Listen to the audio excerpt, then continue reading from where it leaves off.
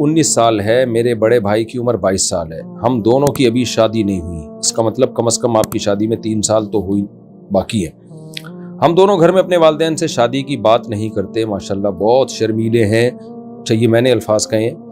لیکن میرا چھوٹا بھائی جس کی عمر 13 سال ہے وہ والدہ کو آپ کے کلپ سناتا ہے کہ باغی بن کر شادی کرو, گھر والوں کی ایسی کی تیسی. آپ بتائیے اس بچے کو کیا جواب دیں؟ اس بچے کو آپ یہ جواب دیں کہ آپ شادی کریں, لیکن آپ سے کرے گا کون شادی؟ شادی یک طرفہ کام نہیں ہے. یک طرفہ کام ہوتی نا, لڑکی والوں کی رضا کے بغیر بھی ہو جاتی تو 4 بیویاں ہوتی ہر آدمی کی, اور شادیاں بھی بہت اپر لیول کے خاندانوں میں کی بھی ہوتی. تو 13 سال کے لڑکے کو دے گا کوئی نہیں شادی رشتہ. آج کل 23 سال کے کو نہیں دیتے, 33 سال کو نہیں دیتے جب تک وہ کما نہ رہا ہو, تو وہ دے گا کون؟ مسئلہ یہ ہے نا. تو اس لیے باتیں کرنے پر گورنمنٹ کی طرف سے کوئی پابندی نہیں ہے. جب وہ والدہ کو کلپ سنایا کرے تو والدہ کو چاہیے میرا والا یہ کلپ سنا دے ان کو, تو کلپ کا مقابلہ کلپ سے ہی کیا کریں آپ لوگ, ٹھیک ہے نا. تو 13 سال کے لڑکے کو کوئی دے گا نہیں اپنی بیٹی, کیونکہ وہ کما نہیں رہا ہے, اور ظاہر ہے بالغ بھی نہیں ہوا ہوگا 13 سال میں. میرا خیال ہے بالغ 14-15 سال کی عمر میں جا کے بندہ بالغ ہوتا ہے. تو والدہ کو کلپ سنائے تو یہ میرا والا کلپ اس کو دے دیا کریں, یہ والا کلپ سنا دیں. باقی اگر کوئی بالغ ہو رہا ہے اور کما رہا ہے, وہ بیوی کو اپنے خرچے پہ پال سکتا ہے, پھر ماں باپ کو شادی سے روکنے کا حق نہیں ہے. یہ تو شرعی مسئلہ ہے, پھر وہ کر سکتا ہے شادی. ہاں ماں باپ یہ بتائیں بیٹا یہاں کرو یہاں نہیں کرو, لیکن کرو ہی نہیں. یہ پھر یہ اتنے اللہ نے ماں باپ کے حقوق بھی ایک لمٹ رکھی ہے نا اس کی. تو یہ تھوڑی کہ ہر چیز میں ہی ان کو زبردستی کی اجازت اللہ نے دی ہو. تو اگر لڑکا بالغ ہو گیا ہے اور سیپریٹ گھر دے سکتا ہے ماں باپ سے ہٹ کے, اور کما رہا ہے, بیوی کو کھلا سکتا ہے, اور اس کو رشتہ بھی مل گیا ہو, تو پھر ماں باپ اس کو زبردستی شادی سے نہیں روک سکتے. لیکن 13 سال کے بچے صرف باتیں ہی کر سکتے ہیں, انہیں کوئی بیٹی دے گا نہیں, کما نہیں رہے ہیں. اور اگر کما بھی رہے ہو بالفرض کوئی, تو لڑکی والے 100 باتیں سوچتے ہیں کہ بھائی یہ پال بھی رکھ بھی پائے گا, ہماری بچی کو نہیں رکھ پائے گا جب تک ماں باپ سپورٹ نہیں کرتے. تو کیسے, یعنی سسرال والے گود ہی لیں گے اس کو 13 سال کے بچے کو. ہارٹ اٹیک سے مرنے والے کیا شہید ہیں؟ جو لوگ ہارٹ اٹیک یا کینسر سے مر جاتے ہیں تو کیا وہ شہید ہیں؟ کیا انہیں شہید کہا جائے گا؟ دیکھیں حدیث میں ایسی کوئی بھی حادثاتی موت یا تکلیف دہ موت اس کو شہادت قرار دیا گیا, جیسے آگ میں جلنے والا, پانی میں ڈوبنے والا, پیٹ کے درد سے مرنے والا. تو الگ سے ہارٹ اٹیک کے بارے میں یا کینسر کے بارے میں میرے علم میں ایسی کوئی روایت نہیں ہے. لیکن اللہ کی رحمت سے امید کی جا سکتی ہے کہ یہ بھی ناگہانی موت ہے اور تو تکلیف دہ موت ہے, تو شاید اللہ اس پہ بھی شہادت کا اجر دے دے. لیکن خوب سمجھ لیں کہ جب حدیث میں آتا ہے نا کہ اس طرح سے مرنے والا بھی شہید, اس طرح سے مرنے والا بھی شہید, تو اس کا مطلب یہ ہرگز نہیں ہوتا کہ جو اوریجنل شہید ہے, جو اللہ کی راہ میں جان دیتے ہوئے شہید ہو جائے, تو یہ لوگ اس شہید کے برابر ہو جائیں گے. ایسا ہرگز نہیں ہے. اس شہید کے جو اللہ نے درجات رکھے ہیں اس پر قرآن میں بہت ساری آیتیں اور بہت ساری احادیث ہیں نبی صلی اللہ علیہ وسلم کی. تو اس پر یہ ایسے ہی ہے جیسے حدیث میں آتا ہے نا کہ جو اشراق کے وقت تک بیٹھا رہے, اللہ کا ذکر کرتا رہے, اسے حج عمرے کا ثواب ملتا ہے. اب آپ نے کہا چونکہ حج عمرے کا یہی مل رہا ہے تو اب حج کرنے کی کیا ضرورت؟ ظاہر ہے جب آپ سچی مچی کا حج کریں گے تو اس کے الگ فضائل ہوں گے. تو یہ تشبیہات مقصد ہوتی ہیں کہ اس کی مناسبت سے کچھ اجر تمہیں حج عمرے کا اللہ تعالیٰ اس میں بھی عطا کر دیں گے. یہ مطلب نہیں ہوتا کہ جب حج کرو گے تو اور اشراق پڑھو گے تو دونوں کا ایک ہی جیسا عمل ہے. بالکل 100% ایسا ہے, ایسا نہیں ہے. تو اس لیے خوب سمجھ لیں کہ یہ سب شہادت کے درجات ہیں. پیٹ سے عورت اگر پریگنینسی میں موت واقع ہو جاتی ہے وہ بھی شہید حدیث میں آتا ہے. تو ہم اللہ کی رحمت سے امید لگا سکتے ہیں کہ ان کو شہیدوں والا اجر ملے گا. لیکن جب آپ اللہ کی راہ میں میدان جہاد میں جان دیتے ہیں تو وہ تو بہت زیادہ اجر ہے. اس کا حدیث میں آتا ہے شہید کا خون کا قطرہ زمین پہ گرنے سے پہلے اللہ اس کے گناہوں کو معاف کر دیتے ہیں. اسے غسل نہیں دیا جاتا, اسے کفن نہیں دیا جاتا. تو بعض علماء کے نزدیک تو اس کی نماز جنازہ بھی نہیں ہے. اگرچہ فقہ حنفی میں ہے نماز جنازہ, لیکن بعض علماء کے نزدیک تو نماز جنازہ بھی نہیں ہے. تو وہ والے احکام بہرحال اس شہید کے جاری نہیں ہوں گے. لہذا ایسے لوگوں کے نام کے ساتھ شہید ایک لقب کے طور پہ نہیں لگانا چاہیے. یعنی ایک لقب ہے نا, ایک وہ ہے, یعنی ایک ہم کہتے ہیں نا کہ ایک خاص قسم کا ایک نشان دے دیتے ہیں کسی کو, نام کا جز بنا دیتے ہیں, جیسے فلاں شہید فلاں شہید. تو جو اس طرح کی بیماریوں میں انتقال کر رہا ہو تو اس کے لقب کا حصہ نہیں ہونا چاہیے, کیونکہ اس سے لوگ دھوکہ کھاتے ہیں اور سمجھتے ہیں شاید یہ میدان جنگ میں لڑتے ہوئے شہید ہوئے ہیں. تو شہادت کی امید ہے, اللہ سے امید لگانی چاہیے, اللہ امید ہے ان کی مغفرت کرے گا, لیکن یقینی طور پہ نہیں کہا جا سکتا. اور وہ والی شہادت بہرحال نہیں ہے جو میدان جنگ میں لڑتے ہوئے ہوتی ہے. طالب علمی کے زمانے میں شادی کرنا کیسا ہے؟ بالکل شریعت میں ترغیب ہے نوجوانوں کو نکاح کرنے کی, اس میں کوئی فرق نہیں ہے کہ طالب علم ہو یا طالب علم نہ ہو. البتہ یہ ضرور ہے کہ جب آپ شادی کریں گے تو اگر ماں باپ کے خرچے پہ کریں گے تو ماں باپ کا راضی ہونا ضروری ہے, کیونکہ ماں باپ آپ کو شادی سے روک تو نہیں سکتے, لیکن ماں باپ یہ کہہ سکتے ہیں کہ تمہاری شادی پہ ہم پہ خرچہ لازم نہیں ہے. تو ماں باپ کا یہ رائٹ ہے, وہ کہیں بھائی ہم خرچہ ہم نہیں کریں گے, تو پھر آپ کو دے گا کون؟ سوال پیدا ہوتا ہے نا. تو اس لیے اگر آپ طالب علمی کے دور میں کما رہے ہیں, کچھ بیوی کا انتظام کر سکتے ہیں اور رشتہ بھی مل جائے تو پھر کر لیں آپ. اور اگر انتظام ہی نہیں ہو رہا, لڑکی والے کہہ رہے ہیں آپ کما نہیں رہے ہو, یا آپ کو پتہ ہے کہ میں لڑکی کو لے تو آؤں گا گھر میں لیکن میں کھلاؤں گا کہاں سے اس کو, تو بھی جائز نہیں آپ کے لیے.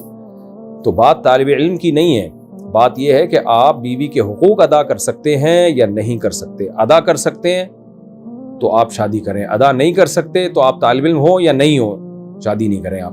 بلکہ دے گا ہی کوئی نہیں آپ کو, کریں یا نہ کریں تو ایک الگ بات ہے, دے گا نہیں کوئی. دے رہا ہے تو ہمیں کوئی اعتراض نہیں. بعض دفعہ آدمی کچھ بھی نہیں کر رہا ہوتا, پھر بھی لوگ کہہ رہے ہوتے ہیں ہماری بیٹی سے شادی کر لو. کہتا میں تو کچھ نہیں کر رہا, تو وہ کہتے ہیں کوئی بات نہیں, گھر داماد بنا لیتے ہیں وہ. تو اگر کوئی گھر داماد کسی کو لوگ بنانے کے لیے تیار ہیں, اتنا خوش قسمت ہے کہ سسرال والے بیٹی بھی دے رہے ہوں اور خرچہ بھی دے رہے ہوں, تو سبحان اللہ, وہ پھر ان کا آپس کا معاملہ ہے. پھر میں بیچ میں کباب میں ہڈی کیوں بنوں بھائی؟ لیکن علم کی وجہ سے شادی میں تاخیر کرنا نا کہ ابھی میں پڑھائی میں مشغول ہوں, یہ ٹھیک عمل نہیں. آپ علم اللہ کے لیے حاصل کر رہے ہو, اللہ کے کو راضی کرنے کے لیے, تو پھر اللہ کی تعلیمات اور اللہ کے احکامات اور نبی کی تعلیمات یہی ہیں کہ نکاح میں تاخیر مت کرو. یہ گناہوں میں پڑنے کا بہرحال اندیشہ ہوتا ہے. پھر طالب علمی کی وجہ سے نکاح میں تاخیر کر رہا ہے تو اس کی وجہ سے لڑکیوں کے نکاح میں بھی تاخیر ہو رہی ہے. ان کا کیا قصور ہے بھائی؟ آپ کے علم کی وجہ سے اگلے کو کیوں؟ اب دیکھو جتنے طلبہ ہیں ہزاروں لاکھوں کی تعداد میں ہے نا, یہ سب شادی نہیں کرتے جب تک ہم تعلیم ہماری مکمل نہیں ہوگی. تو ان کی وجہ سے ان لڑکیوں کے رشتوں میں بھی تاخیر ہو رہی ہے, ان کی زندگیاں برباد ہو رہی ہیں. باپ نے سب بچوں کی شادی کی, لیکن جب آخری بیٹی کی شادی کا وقت آیا تو نہ باپ نے اس کے سر پہ ہاتھ رکھا, نہ کوئی فرض ادا کیا, یہاں تک کہ اس کی شادی کے اخراجات بھی خود بیٹی پر پڑ گئے. ایسے باپ کے بارے میں کیا حکم ہے بھائی؟ دیکھو جب سب بچوں کی شادی کی, سب کے سر پہ ہاتھ رکھا, تو ایک بچی کے سر پہ ہاتھ اگر نہیں رکھ رہا تو کوئی وجہ پوچھی جائے گی نا. تو نارملی تو یہ ٹھیک نہیں ہے, سب بچوں کے ساتھ برابر سلوک کرنا چاہیے. آپ کیوں ایک بیٹی کے ساتھ سوتیلا پن کر رہے ہو؟ لیکن اگر کوئی معقول ویلڈ ریزن ہے تو اب مجھے نہیں پتا, یک طرفہ بیان سن کے تو آدمی نہیں بات کر سکتا نا. باپ سے پوچھا جائے گا بھائی کیوں, کیا ناراضی ہے؟ ہو سکتا ہے بیٹی نے کوئی ستایا ہو ابا کو.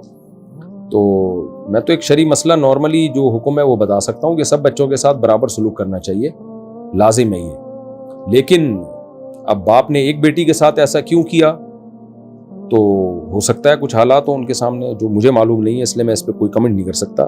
میں نے دوسری شادی کے بارے میں بیان سنا اور دل میں نیت کی کہ یا اللہ شادی کے بعد اگر مجھ میں کوئی کمی ہوئی تو میں اپنے شوہر کو دوسری شادی کرنے کا کہوں گی. صرف من میں کہا تھا, زبان سے نہیں کہا. تو کیا مولانا صاحب مجھ پر لازم ہے اور اس کا کفارہ کیا ہے؟ زبان سے بھی کہا تو بھی لازم نہیں ہے. دیکھیں دوسری شادی کی ترغیبیں میں شوہروں کو دیتا ہوں, خواتین کو نہیں کہتا کہ اپنے شوہروں کی دوسری شادی کرائیں. یہ آپ کا کام نہیں ہے. آپ میں کوئی فالٹ ہو یا نہ ہو, آپ نے اپنے شوہر کی دوسری شادی نہیں کرانی ہے, یہ ان کا ہیڈک ہے. جب آپ سے کہیں دوسری شادی کا, آپ بولو بھائی مجھے میرے حقوق چاہیے, مجھے پراپر وے میں میرے حقوق چاہیے. آپ کو اگر اللہ نے اجازت دی ہے تو وہ آپ جانو, اللہ جانے, مفتیان کرام جانے, مجھے میرے حقوق چاہیے. تو یہ نا یہ اپنی لمٹ کو کراس کرنے والی بات ہو جاتی ہے کہ آپ خود کہیں کہ جی آپ شادی کریں. آپ کیوں کہیں؟ یہ ان کا مسئلہ ہے, آپ کا مسئلہ تھوڑی ہے. یہ اس سے نقصان آپ کو ہوگا. کل بار بار جب بھی مسائل تو ہوتے ہیں دو شادیوں کے بعد, جب بھی مسائل کھڑے ہوں گے بولیں گے تم نہیں تو بولا تھا کر لو, تم نہیں تو بولا تھا. تو آپ کے حقوق بھی ادا نہیں کرے گا میاں, اور بلیاں بھی آپ کے اوپر ہی ڈالے گا. بعض دفعہ ایسے ہوتا ہے بیوی نے اپنے شوہر کی خود شادی کرا دی, اب شوہر جب ٹینشن میں آیا, دوسری بیوی چلاک نکلی, اس نے شوہر کو اپنا یرغمال بنا لیا اور پہلی کو اب یہ لٹکا رہا ہے. پہلی کہہ رہی ہے بھائی یہ کیا کیا تم نے, تم نہیں تو بولا تھا کر لو, تم نہیں تو بولا تھا کر لو. یہ ڈرامے بازی ہوتی ہے. پھر آپ بولو بھائی یہ مجھے تکلیف ہوتی ہے, میں سوکن پہ ہر عورت کو تکلیف ہوتی ہے, عورت کی محبت ہے یہ. تو آپ میرے سامنے یہ ذکر نہ کیا کرو. آپ کو اللہ نے اجازت دی ہے تو اللہ جانے, آپ جانے. اللہ نے مجھے تو نہیں کہا کہ, اگر اللہ نے یوں کہا ہوتا نا قرآن میں, کہ اللہ نے جو قرآن میں کہا ہے وہ یہ کہا ہے, مردوں کو کہا ہے کہ فَانكِحُوا مَا طَابَ لَكُم مِّنَ النِّسَاءِ مَثْنَىٰ وَثُلَاثَ وَرُبَاع. اے مردوں, دیکھو مردوں کو خطاب ہو رہا ہے کہ تم میں جو عدل کر سکتا ہے وہ 2 3 4 شادیاں کرے, اور جو عدل نہیں کر سکتا وہ ایک کرے. عورتوں کو نہیں کہا کہ اے خواتین, تمہارے میاؤں میں جو 2 بیویوں کے حقوق ادا کر سکتا ہے تم نے ان کی 2 3 4 کرانی ہے. اللہ میاں نے عورتوں کو کہیں نہیں کہا. اس لیے میں خواتین میں یہ بیان کرتا ہی نہیں ہوں کہ اپنے میاؤں کی 2 شادیاں کرائیں. یہ پرلے درجے کی بے وقوفی کی بات ہے, حماقت کی بات ہے. ہاں بس عورت میں اتنا ہے کہ اگر شوہر نے کر لی ہے تو اس کو بتنگڑ نہ بنائے, شریعت کے حکام کا مذاق نہ اڑائے, دوسری شادی کا مذاق نہ اڑائے, اور اتنا ریئیکشن نہ کرے کہ وہ طلاق پر مجبور ہو جائے. کیونکہ حدیث میں منع کیا, نبی صلی اللہ علیہ وسلم نے فرمایا کہ عورت کبھی بھی اپنے شوہر سے اپنی سوگن کی طلاق کا مطالبہ نہ کرے. اگر شادی کر لی ہے شوہر نے, پھر بیوی مطالبہ کرے کہ دوسری کو طلاق دو, یہ ناجائز ہے. بھائی اب ہو گیا تو کمپرومائز کریں, جب ہو گیا جو ہونا تھا ہو گیا, ٹھیک ہے, طبی طور پہ عورت کو غم ہوتا ہے, لیکن طلاق پہ مجبور نہ کریں شوہر کو کہ اس کو طلاق دے. اور آپ نے اس کی حکمت بتائی, فرمایا کہ جو جتنا تمہارے مقدر کے حقوق ہیں نا وہ تمہیں مل کے رہیں گے. عورتیں یہ سمجھتی ہیں نا میاں نے دوسری شادی کر لی تو اب میاں کی آمدن ڈیوائیڈ ہو جائے گی, میاں کی محبت ڈیوائیڈ ہو جائے گی, ٹائم ڈیوائیڈ ہو جائے گا. تو نبی نے فرمایا کہ نہ نہ نہ نہ, کچھ بھی ڈیوائیڈ نہیں ہوگا. جو تمہارے مقدر کی محبت, تمہارے مقدر کی روزی روٹی اللہ نے تقدیر میں لکھی ہوئی ہے وہ تمہیں بہر صورت مل کے رہے گی, چاہے شوہر 4 شادیاں کرے یا ایک ہی کرے. جو نہیں ملے گی, جو تمہارے مقدر میں نہیں ہے وہ نہیں ہے. مجھے یاد ہے ایک مرد نے دوسری شادی کا ارادہ کیا, ان کی بیوی نے اتنا بڑا ہنگامہ کیا کہ شوہر بیزار ہو گیا. اس نے کہا ٹھیک ہے میں نہیں کر رہا, گھر جہنم بن رہا تھا. اللہ کی قدرت, اگلے دن شوہر کا ایکسیڈنٹ ہوا, انتقال ہی ہو گیا.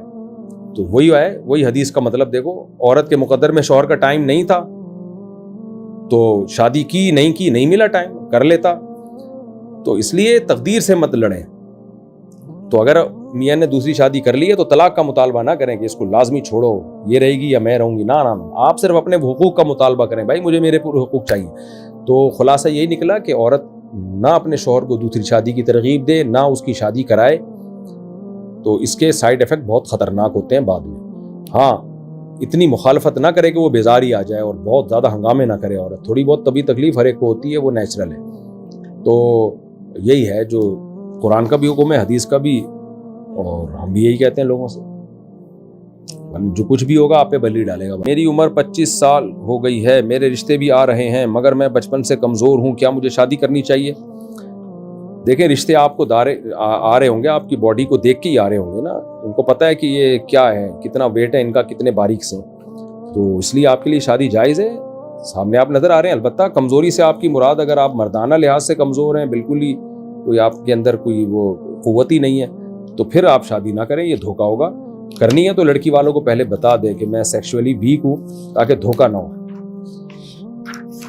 دھوکہ دے کے شادی حرام ہے, ناجائز ہے بھائی. شادی بیاہ کی تقریب میں پٹاخے چلانا, آتش بازی وغیرہ کرنا کیسا ہے, کیا یہ گناہ ہے؟ اگر اصلی بندوق سے فائر کیا جائے تو کیسا ہے؟ پٹاخے تو جائز نہیں, آتش بازی بھی حرام ہے, ناجائز ہے. البتہ بندوق سے فائرنگ میں اگر کسی کو نقصان کا خطرہ نہ ہو, گورنمنٹ لا بھی اس کے خلاف نہ ہو, یعنی گورنمنٹ کی طرف سے پابندی بھی نہیں ہے, اور کہیں بھی دور کسی کو نقصان کا خطرہ نہیں ہے, تو حدیث میں دف بجانے کی اجازت ہے, تو ہوائی فائرنگ بھی ہو سکتی ہے. لیکن بہرحال ہم نے دیکھا ہے ہوائی فائرنگ سے بہت سے لوگوں میں حادثات ہوئے. تو اس لیے میں نے تو صرف اتنا بتایا ہے کہ اگر ہوائی فائرنگ خلاف قانون بھی نہیں ہے, اور اس میں کسی نقصان کا ذرہ برابر بھی کسی کو نقصان کا اندیشہ نہیں ہے, تو پھر ہوائی فائرنگ کی گنجائش ہے.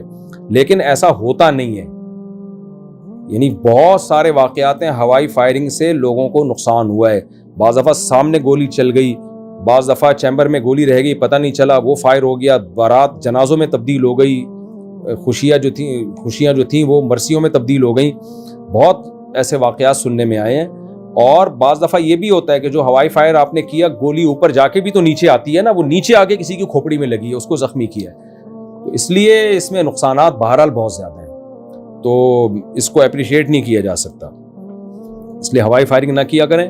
صرف دف بجانے کی گنجائش ہے, لیکن اس میں بھی آج کل لوگ اعتدال سے کام نہیں لیتے. جب دف بجاتے ہیں تو دف بھی پورا وہ موسیقی کے آلات کے ساتھ، تو پھر ناچ گانے بھی، اس لیے علماء دف سے بھی منع کرتے ہیں، کیونکہ لوگوں کی لمٹ ہے ہی نہیں نا، کراس کرتے ہیں لمٹ کو، جو شرعی حدود ہے اس پہ قائم نہیں رہتے لوگ.